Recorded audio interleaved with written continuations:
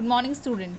Today I am going to explain the third chapter of literature, that is Taro's Reward. There is a young woodcutter. His name is Taro. He lived with his parents on a lonely hillside. He chopped the woods in the forest and he worked very hard, but he earned very little money. This thing made him very sad. He was a very thoughtful son. He always wanted to fulfill all the needs of his old parents, but he earned very little money, so it is not possible. So one evening, when he was sitting with his parents in his old hut, he was feeling cool because there is a crack in his hut. So that time, suddenly his father said that I wish I had a cup of shake. It helps him to warm because that time he was very old and outside there is a cold. This thing made Taro very sad. Then he was thinking how I earn more money to fulfill my father's this wish.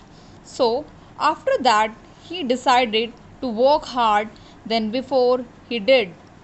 So next morning Taro jumped out as much as early from his bed, and then he went to the forest and then he started chopping the wood. Then due to the sun he feels so warm and he took out his jacket and his mouth was also dry due to the thirst. His face was full of sweat. Then he thought about his old father. Then again he started doing his work and he again began to chop even faster than before, to thinking about to earn more money for his father.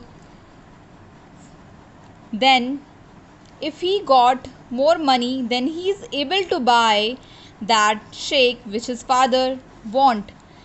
Then Taru suddenly stopped chopping the woods. Why? Because he got a sound. Then he heard a sound of rushing water in the forest.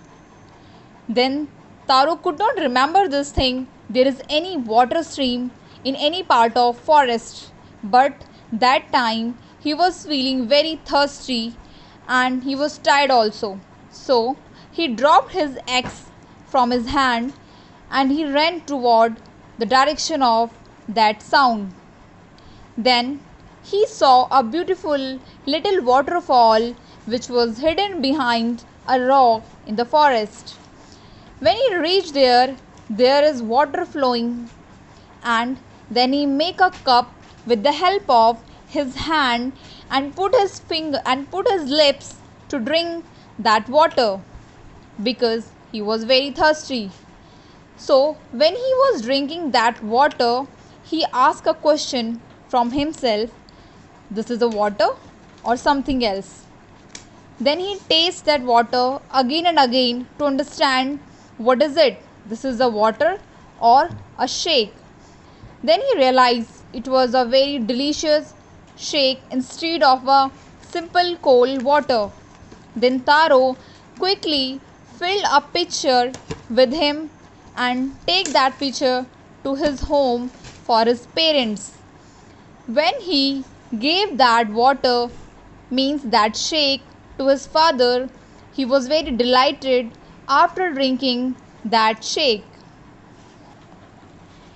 When he drank that soup, that means that shake, he stopped shivering and he started dancing in the middle of floor due to the happiness.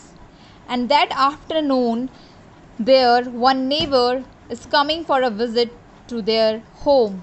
Then Taro's father politely offered her a cup of shake which was Taro given to his father. Then that lady drank it greedily and thanked the Taro's father. Then Taro told her story of the magic waterfall. From there he got that shake. After that that lady thanking him for that delicious drink, and she left hurriedly.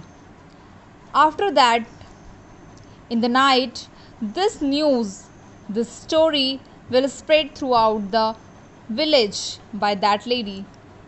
And that evening, there is a long procession. People were making a long queue outside the woodcutter's house to visit him and wants the drink, that shake, because every man heard the story of waterfall and want to took a sip of that shake. So within an hour, that pitcher was empty. And next morning, when Taro started for his work, even earlier as before he was doing, he carried with him the largest pitcher in his house, because that time he wanted that to reach there very fast, and then he want to fill that pitcher with that delicious shake. But what will happen in the next morning? When he reached there, he found with a very great surprise there is all neighbors were already reached there. They were carrying large pitchers, jars, buckets to fill that magic shake. Then what will happen? One villager go there and he just want to drink that water, but he drank that water again and again, and then suddenly shouted in an angry manner. He said that water, nothing, this is nothing but only simple water. This is not any delicious shake. This is just a cold water. Then that villager said that we have been deceived by Taro, and he was shouted, "Where is Taro? Let us drown him in this waterfall," because he deceived everyone in the village. Because they were thinking Taro was said lied, this is a delicious shake, because when they reached there they got only a simple water, and they were saying if we got Taro then we drown him in this waterfall. Due to the anger and disappointment, they were muttering, and one by one they were left the place. Then Taro came out from the hiding place, and then he was start thinking, was it true which was said by that villager? He was surprised. That was a dream when he got a shake from this waterfall. And once more he go there and take little water and then drink with his hand, and then he tasted.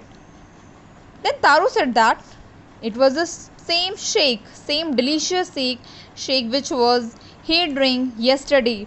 And then he thought, this is a magic waterfall which gave the delicious shake to me, not to everyone, because that waterfall gives only magic shake to Taro, and rest of the peoples got only simple cold water. Then the story of Taro and this magic waterfall is spread and reached to the Emperor of Japan. He sent a reward to the young woodcutter as a 20 pieces of gold, because he was very good and kind to everyone. And then he gave a name, and then he gave a beautiful, and then he gave this name to the beautiful fountain in the city after Taro got the magic shake from this fountain. And he said that every children, we should always respect to our parents and obey them.